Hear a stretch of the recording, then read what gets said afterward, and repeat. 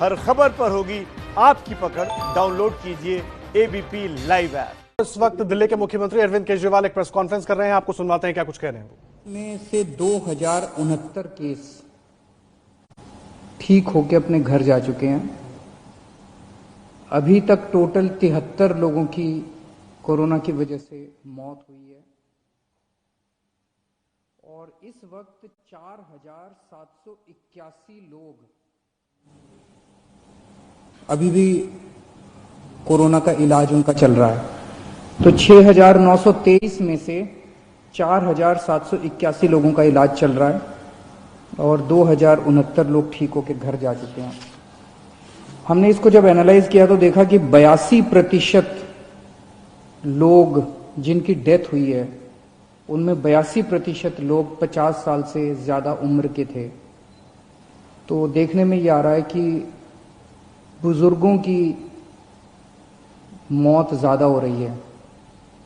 मैंने पहले भी कहा था और सभी सरकारें भी बार बार बोल रही है कि हमें अपने बुजुर्गों का खास तौर से ख्याल रखना है, सभी बुजुर्गों को भी अपना ख्याल रखना है। घर से बाहर घर से बाहर ना निकलें, सोशल डिस्टेंसिंग का पालन करें, हाथ बार बार धोएं और जो भी प्रिकॉशन ले सकते हैं लें। आपकी जान हम सब लोगों के लिए बहुत कीमती है। सभी बुजुर्गों से मेरी हाथ जोड़ के अपील है। ये जो 6923 केस पॉजिटिव हुए हैं, इनमें केवल 1300 केस इस टाइम अस्पतालों के अंदर हैं। 1476 केस केवल अभी अस्पतालों के अंदर हैं। लगभग मोटे मोटे तौर पे 7000 केस मान लेते हैं पॉजिटिव हुए। 7000 में से 1500 के करीब केस जो हैं वो अस्पतालों के अंदर हैं। बाकी सारे केसेस या तो माइल्ड सिम्टम्स हैं और या एसिम्टोमेटिक हैं। और ये 1500 केस जो अस्पतालों में हैं, इनमें भी 91 केस ऐसे हैं जो आईसीयू में हैं और 27 केस ऐसे हैं जो वेंटिलेटर पे हैं। इनफैक्ट जो सीरियस केस हैं, एक एक केस पे मैं रोज नजर रखता हूं, रोज उनका पता करता हूं कि क्या उनको कैसे बचाया जाए। किसी को मरने नहीं देना, अपने को कोशिश ये करनी है कि सब लोग सही सलामत जिंदा ठीक होकर अपने घर लौटें। तो हम ये देख रहे हैं कि अधिकतर केस जो है वो माइल्ड या एसिम्टोमेटिक है। लगभग 75% के करीब केसेस एसिम्टोमेटिक या माइल्ड केसेस हैं। उनका अब केंद्र सरकार ने आदेश निकाले हैं कि उनका इलाज अगर हम चाहें तो उनके घर पे भी हो सकता है, उनको अस्पतालों में आने की जरूरत नहीं है। उसका अब हम लोगों ने इंतजाम किया है। जो लोग एसिम्टोमेटिक होते हैं, जो लोग माइल्ड सिम्टम वाले होते हैं, जिनको थोड़ा सा बुखार है, थोड़ा सा खांसी है, ज्यादा दिक्कत नहीं है, उन सब लोगों के घर पे इलाज का हमने इंतजाम किया है। हमारी टीम उनके घर पे जाती है, उनके पूरे परिवार को बिठा के सब समझाती है कि आपको कैसे करना है। देख के आती है उनके घर पे पहले कि क्या उनके घर में एक अलग कमरा है, क्या उनके घर में एक अलग टॉयलेट है, क्या उनको अलग से घर के अंदर सोशल आइसोलेशन किया जा सकता है। अगर उनके घर में ये सुविधाएं हैं तो फिर उस मरीज को अपने घर में ही उसका इलाज करने की इजाजत दी जाती है। इसमें इलाज तो है ही नहीं कोरोना में, तो वो अपने घर में ही आइसोलेट हो जाते हैं। डेली हमारी टीम की तरफ से उनको फोन जाता है, लगातार उनके टच में रहते हैं, उनको फोन नंबर दे दिया जाता है। अगर उनको किसी भी तरह की तकलीफ हो तो वो हमसे संपर्क में रह सकते हैं। जिन लोगों के घर में ऐसे होम क्वारंटाइन करने के लिए अलग से कमरा नहीं है, उन लोगों के लिए फिर हम लोगों ने कुछ कोविड केयर सेंटर बनाए हैं, कोविड हेल्थ सेंटर बनाए हैं। वहां पे फिर उन लोगों को हम ले आते हैं, लेकिन और उन लोगों को वहां पे हम रखते हैं 13-14 दिन के लिए, जब तक वो नेगेटिव नहीं हो जाते। तो ऐसे कम लोग हैं जो कि सीरियस हैं और ऐसे बहुत कम लोग हैं जो कि जिनकी डेथ हो रही है। एम्बुलेंसेस की थोड़ी दिक्कत हो रही थी। मुझे ये बताया गया था कि कुछ लोगों को फोन करने के बाद एम्बुलेंस के लिए कुछ घंटे इंतजार करना पड़ रहा है। कल हम लोगों ने आदेश निकाल के, सरकारी एम्बुलेंस तो थी हमारे पास, हमने कई सारी प्राइवेट अस्पतालों की एम्बुलेंस भी सरकारी सेवा में रिक्विजिशन कर ली है। इसका मतलब ये नहीं है कि वो अपने अस्पतालों के लिए काम नहीं करेगी। जो एम्बुलेंस प्राइवेट में थी और जो एम्बुलेंस प्राइवेट अस्पतालों की थी वो वहां काम करती रहेंगी, लेकिन अगर उनको फोन जाता है और कोई ड्यूटी सरकारी दी जाती है तो उनको वो सरकारी ड्यूटी भी करनी पड़ेगी। ये आदेश निकाल दिए गए हैं। तो इससे मुझे उम्मीद है, अब कई एम्बुलेंस हो गई हैं, इससे मुझे उम्मीद है, कल काफी सारी प्राइवेट एम्बुलेंसेज रिक्विजिशन की गई हैं दिल्ली के अंदर, इससे मुझे उम्मीद है कि एम्बुलेंस की दिक्कत अब खत्म हो जानी चाहिए। हमारे बहुत सारे ये जो कोविड की लड़ाई है, ये लड़ाई हमारे डॉक्टर्स लड़ रहे हैं, हमारे नर्सेज लड़ रहे हैं, पुलिस के लोग लड़ रहे हैं, सिविल डिफेंस वॉलंटियर्स लड़ रहे हैं, हमारे बहुत सारे टीचर्स हैं जो लगे हुए हैं, हमारे बहुत सारे आंगनवाड़ी वाले, आशा वर्कर्स हैं, बहुत सारे और बहुत सारे लोग हैं जो फ्रंट लाइन पे लड़ रहे हैं और वो अपनी एक तरह से मेहनत कर रहे हैं, जान जोखिम में डाल रहे हैं। हमारा फर्ज बनता है कि इनके लिए हम जो कुछ कर सकते हैं करें, और अभी तक कर भी रहे हैं हम लोग। दिल्ली सरकार उसके बारे में बहुत संवेदनशील है और समय समय पे जो भी हो सकता है हम करते हैं। कल हमने आदेश निकाला था कि हमारा Rajiv Gandhi super speciality hospital, जिसको कोविड हॉस्पिटल हमने डिक्लेयर किया है, उसके साथ हम लोगों ने 2-3 5 स्टार होटल्स अटैच कर दिए हैं। एक तरह से वो होटल्स भी अस्पताल का हिस्सा बन गए हैं, अस्पताल ने अपनी फैसिलिटीज उधर कर दी है। तो अगर कोई भी कोविड वॉरियर, कोई डॉक्टर, कोई नर्स, कोई टीचर, कोई सिविल डिफेंस वॉलंटियर, इस किस्म के हमारे लोग, अगर कोई भी कोविड वॉरियर बीमार पड़ता है, कोविड हो जाता है उसको, तो उसका इलाज करने के लिए हमने अच्छी व्यवस्था करने के लिए 5 स्टार होटल्स में उसकी व्यवस्था की है। बताइए क्या गलत किया? मुझे तो लगता है कि हमें करना चाहिए, उनके लिए जो कुछ भी कर सकते हैं करना चाहिए। वो रात दिन 24 घंटे हमारे लिए मेहनत कर रहे हैं, अपनी जान दांव पे लगा के कर रहे हैं। उनको कोविड हो सकता है, अगर उनको कोविड हो जाए तो उनको ठीक करने की जिम्मेदारी तो हमारी है ना, फिर पूरे समाज की है, पूरे देश की है।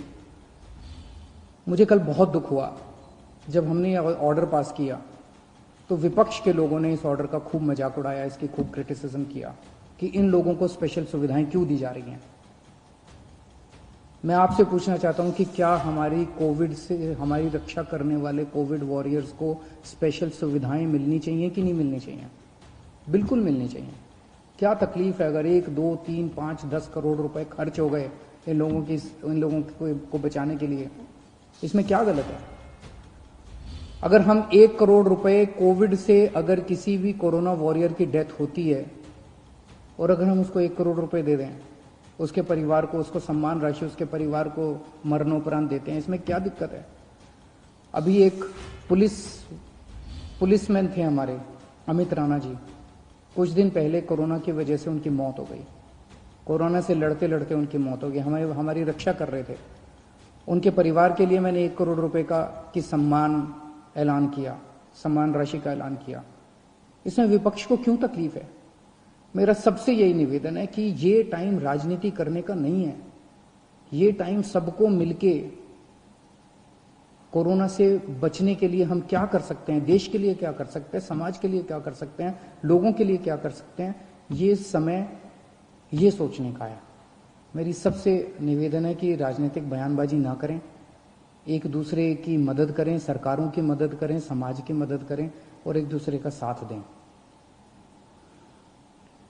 मैं देख रहा हूं कि अभी भी मैं सोशल मीडिया पे देखता हूं, इधर उधर देखता हूं कि प्रवासी मजदूर अभी भी सड़कों के ऊपर बड़ी तादाद के अंदर एक जगह से दूसरी जगह जाने की कोशिश कर रहे हैं। और जब उनकी हालत देखते हैं, उनके मैं इंटरव्यूज पढ़ता हूं, उनके बयान पढ़ता हूं, कई कई दिनों तक चल रहे हैं, पैरों में छाले पड़ गए हैं, कई कई दिनों तक कुछ भी नहीं खाया, घर से जो रोटियां लेके चले थे वो रोटियां खत्म हो गई हैं, रास्ते में कोई मदद करने वाला नहीं है। कई लोगों ने अपने कंधे के ऊपर अपने बच्चों को बिठाया होता है। एक आदमी देखा जो अपनी बूढ़ी माँ को अपने गोद में लेके पता नहीं कितने किलोमीटर चल चुका था। बहुत तकलीफ होती है। ऐसे लगता है जैसे पूरा का पूरा सिस्टम फेल हो गया। ऐसे लगता है कि हम सारी सरकारें जैसे फेल हो गई हैं। मेरी सब लोगों से निवेदन है, दिल्ली के रहने वाले सब लोगों से निवेदन है कि आपको बिल्कुल चिंता करने की जरूरत नहीं है। जो लोग दिल्ली में दूसरे राज्यों के ऐसे हैं जो फंसे हुए हैं और जो जाना चाहते हैं, हम उनका इंतजाम कर रहे हैं। अभी तक हमने आपके खाने और रहने का इंतजाम किया हुआ था। मेरी आपसे निवेदन है, पहला निवेदन तो यह, दिल्ली छोड़ के मत जाइए। बहुत जल्दी ये लॉकडाउन अंतहीन तो होगा नहीं, कभी ना कभी तो खुलेगा, जल्दी खुलेगा, सबको नौकरियां भी मिलेंगी, आपको भी नौकरी मिलेगी, सबको काम मिलेगा, सबको मजदूरी मिलेगी। लेकिन अगर कोई फंसे हुए हैं और जाना ही चाहते हैं, हम आपके लिए ट्रेन का इंतजाम कर रहे हैं। एक ट्रेन मध्य प्रदेश जा चुकी है, एक ट्रेन हमने बिहार भेजी, अभी और ट्रेन का इंतजाम कर रहे हैं। केंद्र सरकार से भी बात कर रहे हैं, दूसरे राज्यों की सरकारों से भी बात कर रहे हैं। थोड़े दिन इंतजाम कीजिए, लेकिन घर से ऐसे पैदल मत निकलिए, ये आपके लिए सुरक्षित नहीं है। कुछ लोगों की ट्रेन से कुचल के मौत हो गई, कुछ लोगों की सड़क हादसे में मौत हो गई, और इतने दिन पैदल चलना बिना खाए पिए, ये भी सही नहीं है।